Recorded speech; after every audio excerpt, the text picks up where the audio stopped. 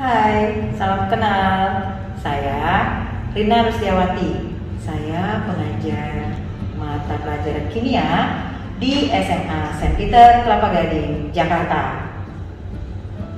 Saya juga menjadi koordinator laboratorium IPA, bahasa dan juga komputer di sekolah ini.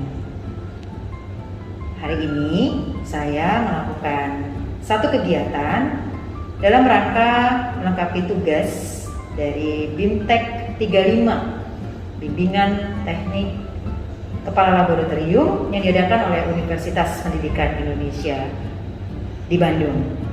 BIMTEK ini sangat bermanfaat sekali karena tidak hanya membekali saya sebagai kepala lab, tetapi juga menjadi guru kimia yang lebih kreatif dan inovatif dalam memberikan pelajaran kepada anak didik. Nah, kali ini saya akan melakukan satu materi pembelajaran dari kimia, salah satunya adalah uji asam basa. Uji asam basa itu bisa dilakukan dengan beberapa cara. Jika kita diperhadapkan oleh larutan yang sama, warnanya, kebeningannya, lalu ditanya, mana ya yang bersifat asam atau basa? Nah, gimana caranya ini? Ada beberapa cara untuk mengujinya. Namun perlu diketahui dulu tentang konsep asam basa. Asam basa itu konsepnya pada saat ini adalah konsep Arrhenius, yaitu yang mengatakan asam adalah larutan yang di dalamnya mengandung H+. Sedangkan basa adalah larutan yang mengandung OH. Akibat ini, maka larutan akan memberikan sifat khusus terhadap indikator, yaitu alat untuk mengetahui ini asam atau basa. Kan nggak mungkin dong kalau kita harus merasakannya, gitu ya. Nah, seperti yang sudah tersedia di depan ini. Ya, ini ada 4 larutan. Kita tidak tahu mana yang asam, basa, netral ataupun yang lainnya. Kita bisa mengujinya dengan menggunakan beberapa alat indikator. Tadi yang saya katakan bahwa asam itu derajat keasamannya atau pH-nya kurang dari 7, sedangkan basa di atas 7. Netral itu berkisar di 7. Ya, range pH antara 0 sampai 14. Nah, sekarang kita coba nih dengan menggunakan salah satunya yang pertama, kertas lakmus. Jika ingin menguji dengan kertas lakmus, maka lakmus merah punya sifat dia akan tetap berwarna merah jika ada di larutan asam. Sedangkan dia akan berubah warna menjadi biru jika ada di larutan yang sifatnya basa. Kita masukkan, ini kita masukkan.